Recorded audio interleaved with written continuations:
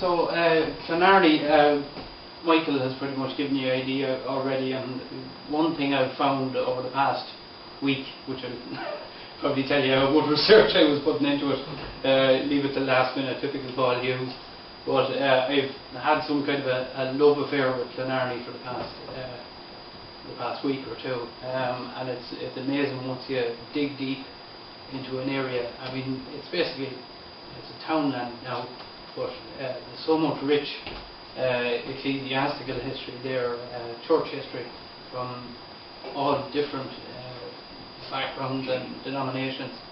But it's where essentially Christianity began in Delvin around the time of St. Patrick. And I'm going to cheat here a little bit because I've pulled a picture of St. Patrick. I actually, I'm not going to say it, but the castle, I didn't take this photo of him, but Michael asked me how did I manage, what camera did I use. But this man actually came to Delvin on his way from Slane and Tara. He was heading for Longford at the time. He came across what was known as Road na Garbad, which is the road of the chariots, and he stopped in Delvin around Clonarney. And what the tripartite life of Patrick tells us was that the place at the time was called Delvna Assel, which, or Moyashel as it was called. It was a kind of a defensive community at the time, pagan families, and Patrick was obviously here to bring a little bit of Christianity to the place. He left apparently St. Columkill in charge of a religious community at Clonarney. Now the place itself is called, I've seen two different explanations for the name. There was a book written in 1922 about place names, as there have been so many written about Irish place names over the years, claimed that Clonarney meant Clonarney, which would be the meadow of the sloes. But Father Paul Walsh, I think, in his place name Westmeath, has been fairly specific as to where Clonarney came from, in that it was Clonarney, which is named after St. Ernan, the school below where I went myself. Now, which St. Ernan they're referring to when you say Clonarney is another story, because there were, according to the Catholic Encyclopedia at the time, 12 St. Ernans, like any given space of a couple of hundred years. Now, Columkill himself had a brother called Ernan who followed him to Iona. Now, whether this is some connection to it, we don't know, but when Patrick arrived and when he left and continued on his way, he left 5 priests behind. One of them was Meldon, Saint Meldon, that's where Clonmelon gets its name from. But according to the tripartite life of St. Patrick, this is where Colum settled, Columkill. Now,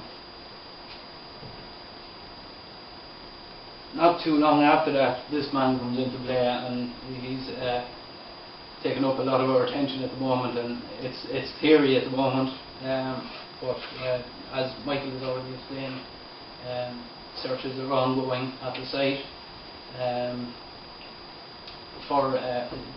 to get some idea of the origins of religious community. Now, before Gwendolyn's time, the theory is that the Fenelon family was where St. Gwendolyn came from. They were the clans, or the clan that were in power in Delvin at the time, until about 1144, just before the arrival of the Normans, when they went into decline. According to Hannah Fitzsimons, the Fenelon family were kind of used as slave labour in a way to build the original Delvin Castle. But just getting back to St. Patrick, the other day I came across an article written in 1901 in the Westmeath Examiner, shameless plug. It was written by a a gentleman called Christopher Larkin, and if we can just find it here, I'll read you a bit of it. It goes into a bit of detail about. Here we go. Christopher Larkin. He just refers to the history of Clonarney. Paul, could you just step back? Oh, sorry. Am I in people's way here? Oh, God. I may have to pull out this a little bit. This is probably the best position for me. Clonarney, County Westmeath. This is in the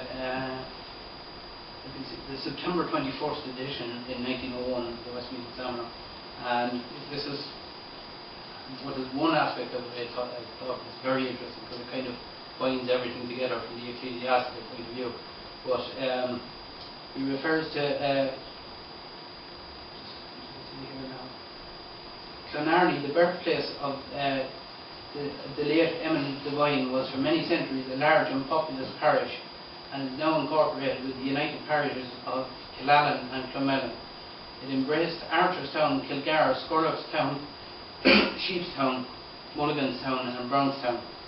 The remains of the parochial church of Clonarney is still very intact, and the bell tower with its winding stone stairs is in a very good state of preservation. Some of the most learned priests of the diocese were pastors here in the penal years, distinguished ecclesiastics such as Fathers Barnwell, Lynch, Riley and several others, whose names are kindly remembered, and their heroic deeds for faith and freedom related around the big Turk fires of peasants of North West Meath. This gentleman is referring to a piece he's writing about Clonarney. Bishop Moore from Florida. He was one of the founders of the school system in Orlando and different towns around Florida, but he was apparently born in Clonarney, and there's actually a school that exists there at the moment called Bishop John Moore Catholic High School, and there would be probably a couple of well-known celebrities now. I don't think, if I haven't heard of one or two of them myself, I don't know if anyone else knows of Mandy Moore, the singer, or anyone like that. Some television producers, different hosts of shows in the United States, and well-known, pretty much well-known people.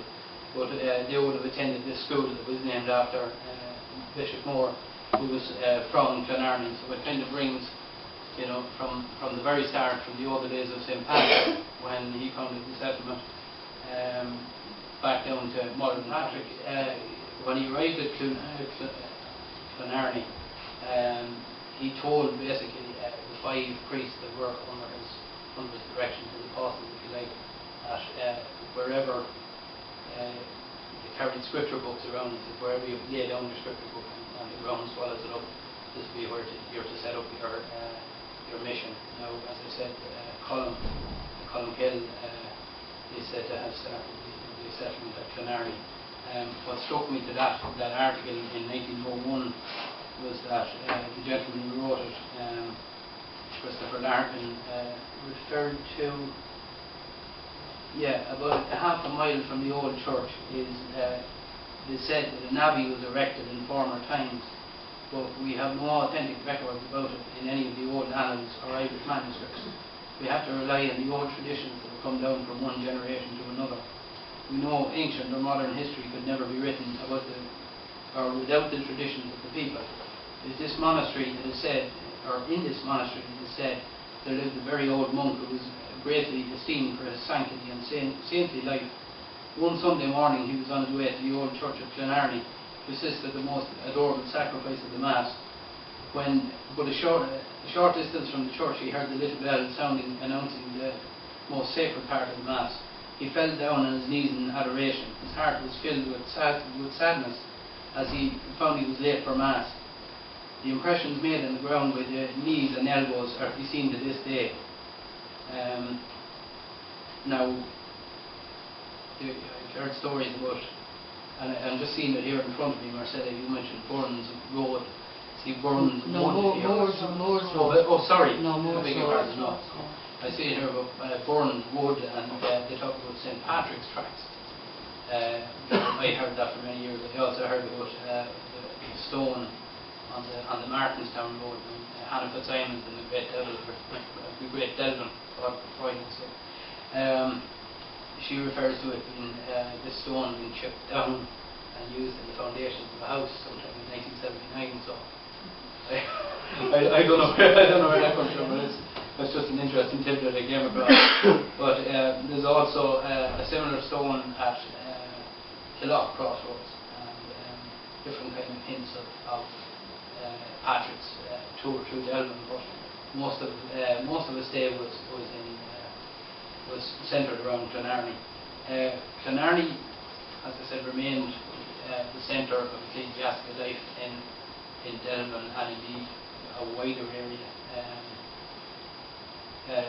In the church, as far as I can see, would have been in operation there for probably into penal times. The Down survey of 1655, which follows the Cromwellian invasion, it refers to Clonarney as one of 6 baronies. In this parish are good arable pastures and meadowlands with a little bog.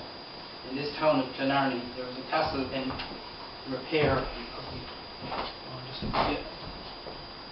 And I need a bit of scenery.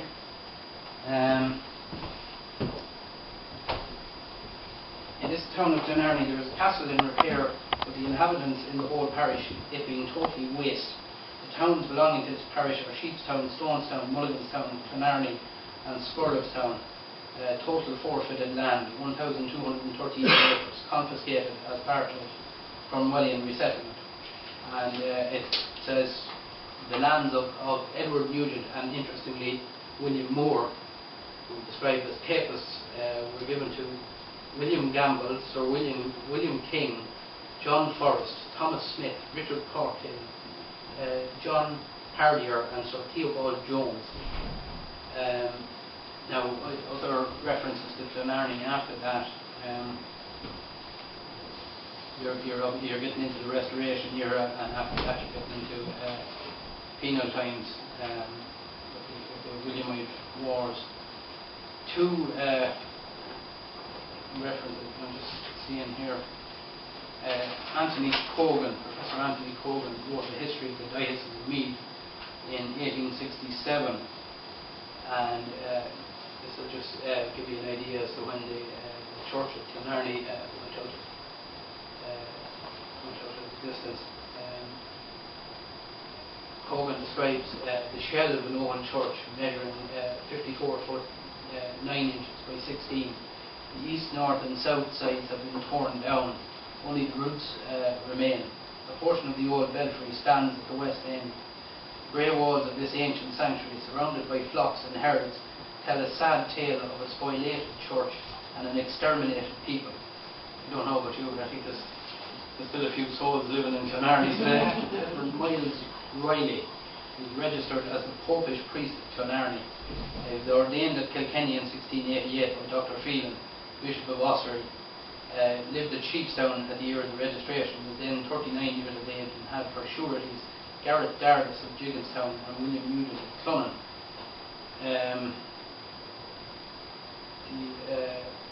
Reverend Dr. Malachi Lynch died, or was transported, about 1699, after which Reverend Edmund Lynch governed Killavin and Killua.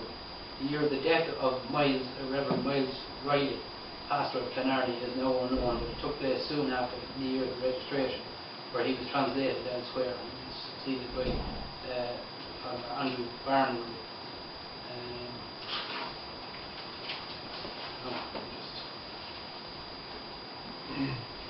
So Cogan brings us up to date, just to return to that piece in the Examiner of the time.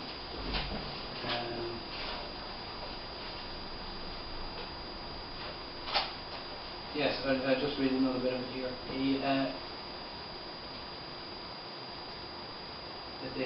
here. Amongst the rest, the late lamented Dean Cogan, this is a reference to Anthony Cogan, who came here nearly 40 years ago and collected materials for his beautiful work, The History of the Diocese of Meath. The grand old faith of our fathers, what beautiful legends and traditions are entwined around your grand, unsullied brow, so full of pathos and Celtic sentiment. He's describing Clonarney here. May it never be obliterated in the dear old land of ours. Another reason I have for stating that Bishop Moore, he's talking about Bishop Moore, he's convincing people that he was born in Clonarney, is that his parents and all his relations were buried in the old churchyard there. About 20 years ago he came over, especially to Ireland, to get a monument erected over the resting place of his kindred. Some years ago the townland of Clonarney was about as lonely a place as you could meet within any part of Ireland. Only a few houses in the whole district. Now, thanks to the patriotic guardians of the Delvin Union, they have erected nice cottages for the labourers along the Clonarney road. This would have been around the late 19th century. The Board of Guardians was replaced by the County Councils in 1899. The Delvin Board of Guardians are second to none in all Ireland for the number of houses they have erected. Times never change. And in every movement for the good of the country and the poor and neighbouring class, they are always first in the field.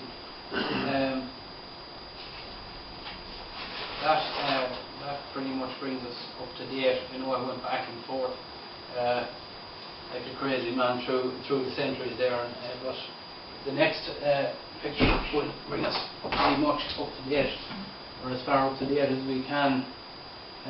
This is the Guinell headstone in Clonarney graveyard. As you can see, that's a list of the family members that are buried there.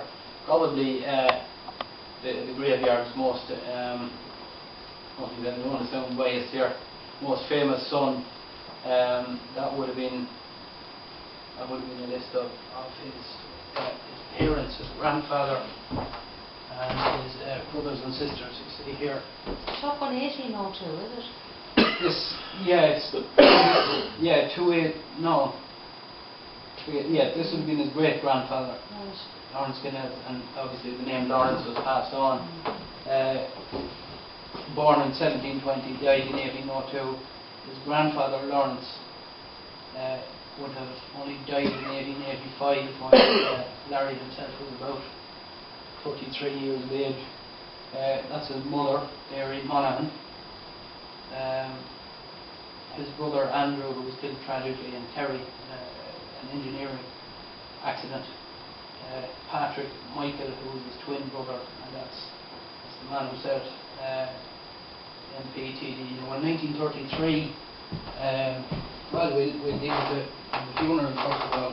The funeral was took place on the 1st of May 1923. It was attended by a lot of prominent Republicans at the time who were anti-treaty. Corey Pearce's mother, Margaret Pearce, delivered the graveside oration. There's actually pictures of it, and I couldn't reproduce them from the National Library. I went up last night to try and get them off. There's a microfilm reel with a lot of his papers on it, and it just wouldn't reproduce when I printed it. But if you go and you ask for the Guinell papers, there are pictures of the funeral as it took place in Clonarney, and it's fascinating to see them. But there is one picture of Pearce's mother delivering the oration. You would have had other people attending, the McSweeney's, people who would have worked along with him in the anti-treaty cause at the time. Are there any children, Paul? No. He married in Kerry in 1882, beg your pardon, and his wife died in childbirth in 1883, and he didn't marry again until he was 50. And his wife would have been, I think she would have been about 40 years younger than Alice. But they didn't have any children. 40 years? Yeah, about that. And did any of his brothers have children? Oh, they would have, yeah. So that the family line is still... Oh, it is, yeah, definitely. There would be a lot of them in Mullingar, like Philip and... Sure, we can have just live down there, didn't we? That's right, yeah. Well, this is the brother that stayed in Delvin, Michael, his twin brother. Right. And he would have had a son called Lawrence as well, and he was a journalist, I think, in the middle reporter as it was at the time, and a lot of them would have if they lived down in Rossmead, as I know. So there's cousins or whatever in the Oh family. yeah. Let's go to this next one here. About 10 years after he died, they organised a monument. I think it was his. I'm not sure if it was his brother or his nephew that organised it, but I think it was his nephew. And this was erected to him. It just gives details of his service both in the British Parliament and the abroad, in America and in Argentina on behalf of the dog. And there's another one here. Just flip to it again. That's it. Born, that's one thing I meant to ask people now. Rathroon. Rathroon. I don't know exactly where that is. That's out on the Clonarney road there on the right hand side. Right. Yeah. There's a little valve in at the back of that, and then people living out of Robinstown used to cut their truck there years ago. Right. Cashy's father. But some people just say Clonarney. Would that be around the same? That's the same. Yeah. Okay. I'd say that's the fancy name. Oh, right. Railroad is the proper road. Yeah. Okay. Born Rathroon, 9th of April 1852, died in Washington DC, 17th of April 1923. Worked and suffered for Ireland. So that pretty much brings us up to date, but it's a shame, Clonarney is the cemetery itself. I think now somebody read a couple of days ago that Hannah Fitzsimons is buried there, is that right? Yeah. So it's like you've got a lot of well-known Delvin people buried out there, and it's just partly why we're trying to get road signs out to it, and especially to Clonarney. I mean, you've got the history, you've got Patrick, you've got the penal times, you've got Lawrence Kinhell, you've got Hannah Fitzsimons, so it's Like kind of need. Just there at the church there's a sign for Paul. Yes. Right? Yeah. There should be a sign the other way down to Clonarney. Clonarney, It's a yeah. kilometre and then another way up. Yeah. And there's a new sign there now to Mulliganstown. Which is a waste of time. There's a lot of talk about that at the moment. That should be changed. Paul, if you would sum up Lawrence's political career in a few words, how would you sum it up in your own? From what we're all studying so far. Can we just sum it up in one? No, like that. Uncompromising. Uncompromising. That's a very politically correct statement. That covers everything. And that's just. He was a stubborn now, he is. That kind of just to bring you up to date with the what Michael was talking about here. They are just where they're actually going to do the next. That's right. That's the south and west end of the field of Clonarney. The curve there is the evidence of what Lausanne and Gerard found of the early Christian settlement, which we hope was what St. Patrick left in Columkill's capable hands, and was succeeded possibly where St. Wendelin, or as he's known, maybe studied and lived before he went to the continent. Now that's that side. The next inspection will be on the other side, and that will present a more fuller picture of what's there. But this curve here tells us all, and the arrangement of that, and the grooves in the ground can tell you that it can betray some kind of early settlement. So hopefully it'll all work out.